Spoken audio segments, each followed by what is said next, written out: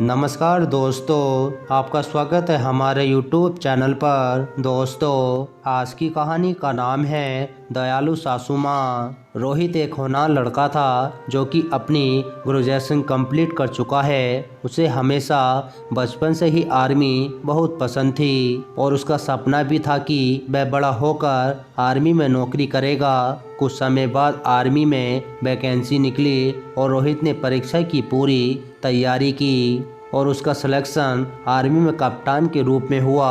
वह बहुत खुश था, साथ ही उसकी मम्मी पापा भी बहुत खुश थे। रोहित की मम्मी सपना और पिता गोपाल जी बहुत ही अच्छे विचार के व्यक्ति थे। रोहित ने आर्मी ज्वाइन कर ली थी और उसकी नौकरी से घर में बहुत खुशी थी। रोहित की एक बहन भी है जिसका नाम आकांक्षा है। आकांक्षा की शादी हो गई है और वह अपने ससुराल में सेटल है। रोहित देखने में बहुत ही हैंडसम है और रोहित का व्यवहार भी इतना ही अच्छा है। आखिर रोहित ने आर्मी ज्वाइन कर ली थी और कब उसे आर्मी ज्वाइन किए 3 साल हो पता भी नहीं चला।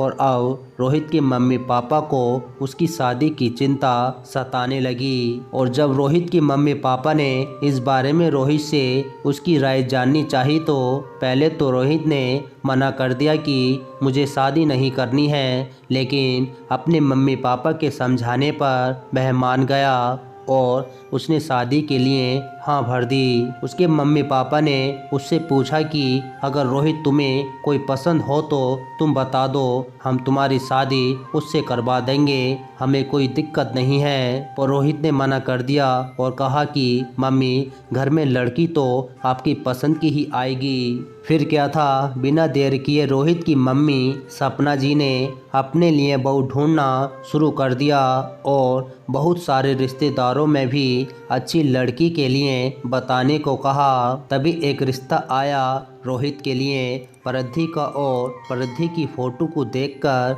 सपना जी ने उसे पसंद कर लिया और गोपाल जी को भी परिधि पसंद आ गई। परिधि और रोहित दोनों की कुंडली मैच कराई गई तो दोनों की कुंडली भी मैच हो गई और फिर रोहित परिधि को देखने के लिए घर आया और रोहित को भी परिधि बहुत पसंद आई। फिर क्या था, दोनों के घर वालों ने बिना देर किए दोनों की शादी बड़ी धूमधाम से कर दी। लेकिन बोलते हैं ना कि अनहोनी को कौन टाल सकता है। रोहित को शादी के लिए सिर्फ 60 दिन की छुट्टियां मिली थीं और वो दोबारा छुट्टियां ख़त्म करके आर्मी में चला गया। उसकी पोस्टिंग श्रीनगर चल रही थी। दोबारा यूनिट पर पहुंचे हुए रोहित को सिर्फ 6 दिन हुए थे कि झुल्लूस के साथ बहुत बड़ा हादसा हो गया जिसमें उसकी भी जान चली और उसकी बॉडी को अगले दिन ही उसके घर पहुंचाया गया। और घर पर इतना मातम छा गया, उसके मम्मी पापा दोनों होश में नहीं थे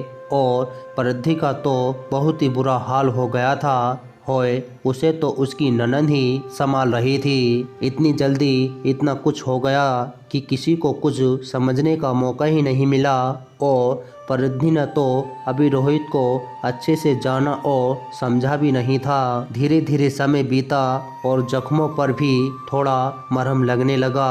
रोहित के माता पिता अब अपने होश में आने लगे और जब वह रोहित की पत्नी परिधि को देखते तो वापस से उसकी आंखों से आंसुओं की धारा बहने लगती। वह मनी मन सोचते, इस बेचारी लड़की की क्या गलती थी जो भगवान ने इस इतनी छोटी सी उम्र में इतना बड़ा दर्द दे दिया। और धीरे धीरे दोनों परिधि को संभालने लगे और इसे ढाढ़स बांधने लगे कि वो चिंता मत करो, हम तो रोहित के माता पिता हैं, जब हम संभल गए तो अब तुम्हें भी संभलना पड़ेगा। और वो अगर तुम्हारा मन यहाँ नहीं लगता तो तुम अपने मैके जा सकती हो, पर तुम्हें खुश रहो, बस हम यही चाहते हैं। तब परिधि ने कहा, नहीं मम्मी पापा, अब शादी के बाद आप ही मेरे माता पिता हो और मैं आपको छोड़कर कहीं नहीं जाऊंगी, मैं आप लोग के साथ ही रहूंगी। परिधि की आंखों में हमेशा आंसू ही रहते और उन आंसुओं को सपना सपना सी छुपाने की वह कोशिश भी करती और घर के सभी कामों को बड़े लगन के साथ करती। सपना जी और गोपाल जी का भी उसने बहुत ही ध्यान रखा था। उनकी हर एक छोटी छोटी ज़रूरतों को पूरा करने की कोशिश करती और ऐसे ही तीनों एक दूसरों का ध्यान रखकर अपनी ज़िंदगी काट रहे थे। और एक साल बीत गया। अब सपना जी और गोपाल जी ने अपनी बहू की खुशियों के लिए एक बड़ा फैसला लिया। उसके पुनर्विवाह के बारे में उन्होंने परिधि से बात की तो परिधि ने बिल्कुल सफा मना कर दिया कि वह दोबारा शादी नहीं करना चाहती है। पर सपना जी और गोपाल जी ने उसे अपनी कसम दिलाकर मजबूर कर दिया दूसरे विवाह के लिए और आखिरी में उसकी केशव के साथ शादी कर दी गई, जो कि सरकारी विभाग में कार्य करता था और उसकी पत्नी का भी किसी कारणवश देहांत हो गया था। परिधि की शादी को लेकर उसके रिश्तेदारों और पड़ोसियों ने कई तरीके की बातें बनाई और सपना जी को ये सब करने में भी रोका था, लेकिन सपना जी ने किसी की नहीं मानी। उन्होंने वही किया जो उनके मन को सही लगा। इस तरह सपना जी और गोपाल जी ने सास ससुर नहीं बल्कि एक माता पिता का फर्ज अदा किया और जितना भी पैसा उन्हें रोहित के जाने के बाद मिला था वह सब उन्होंने परिधि के नाम पर एफडी कर दी, ताकि परिधि को आगे फ्यूचर में कभी भी कोई आर्थिक समस्या का सामना ना करना पड़े। बाकी उनके खर्च के लिए रोहित की पेंशन आती थी। आज सपना जी को थोड़ा सुकून मिल रहा था क्योंकि वह नहीं चाहती थी कि परिधि की जिंदगी बर्बाद हो जाए और वह पूरी जिंदगी अकेली निकाल दे। ऐसे सास ससुर होने आज हमारे समाज की बहुत बड़ी उपलब्धि है। तो दोस्तों, आपको हमारी कहानी पसंद आई हो तो प्लीज़ लाइक और कमेंट और सब्सक्राइब करना ना भूलना।